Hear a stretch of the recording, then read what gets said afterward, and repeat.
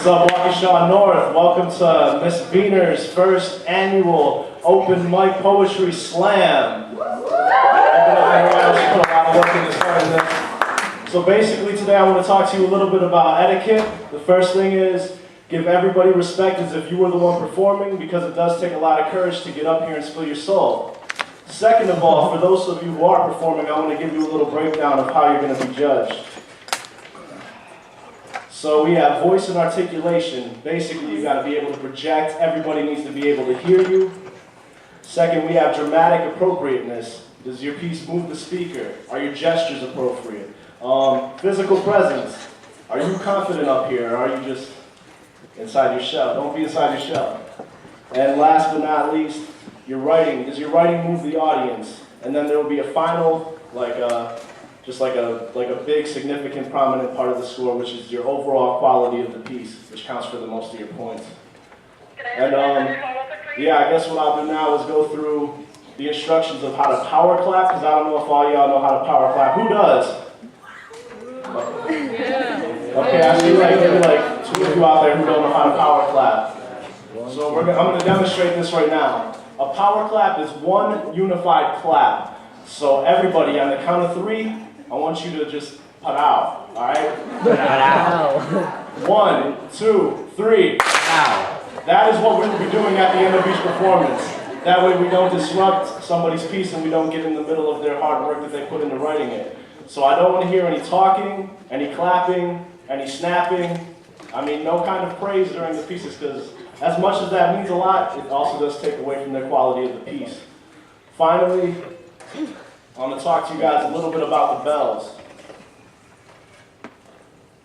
So here at Waukesha North, y'all have some very disruptive bells that go off at 12:40, 12:45, 1:45, 1:50, and 2:50.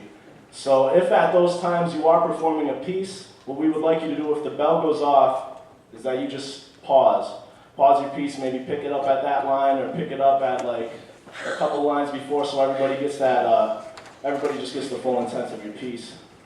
And yeah, is there anything else? Where do you want them to enter? Okay. All right, so for entering, I would like everybody to enter in on this stairwell, because I'm going to be back on this stairwell, and yeah, I just don't want to cause confliction, us bumping into each other when we're trying to go in and out. We got to keep this thing as fluid as possible. And yeah, anything else? Well, we've got a valid 3 minutes. Do you want to do a piece now, or do you want to wait? And then, the end. We want to talk about the end. So there's a first and second place that will be announced at the end, provided everything goes well smoothly. So there will be a first and second place, and Miss Beehner has done her best to get the 2 champions of this open mic slam trophies. So there is a lot on the line.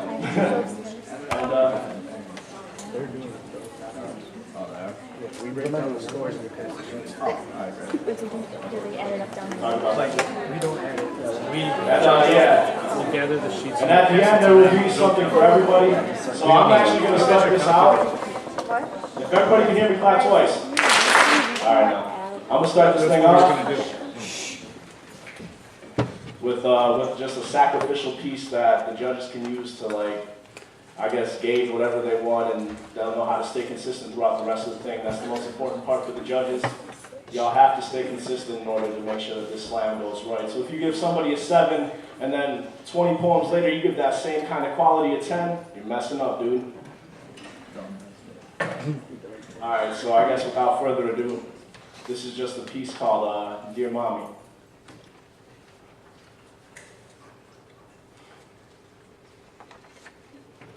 Dear Mommy, the tears got me feeling like I might lose you forever. This is not the first time you were sent to a rehab center. I still remember when you caught your first felony, telling me now you would be the mom you could never be before.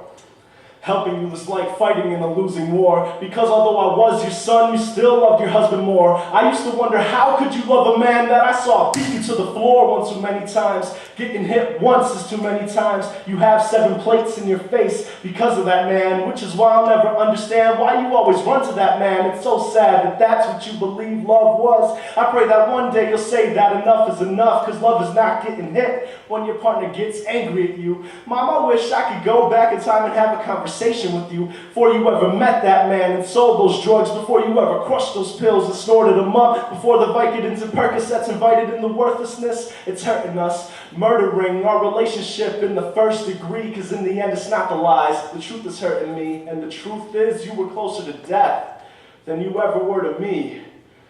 Dear mommy, the fear stops me from completely trusting you.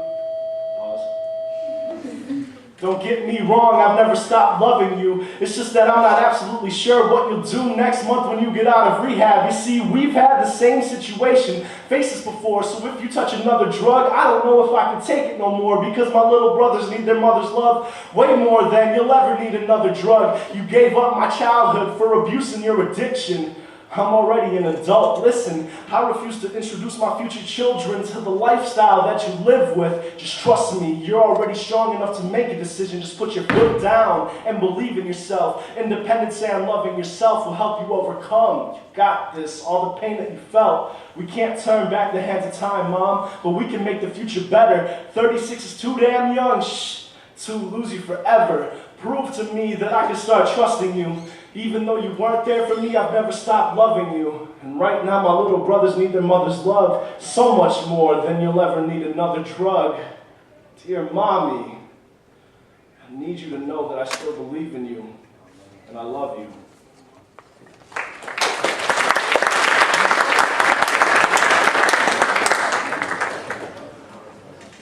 So, yeah, that's going to kick off this open mic. Everybody who is performing, just be ready and be on deck. For all of you who are performing, for everybody who is performing, just make sure that you adjust the mic accordingly to your size.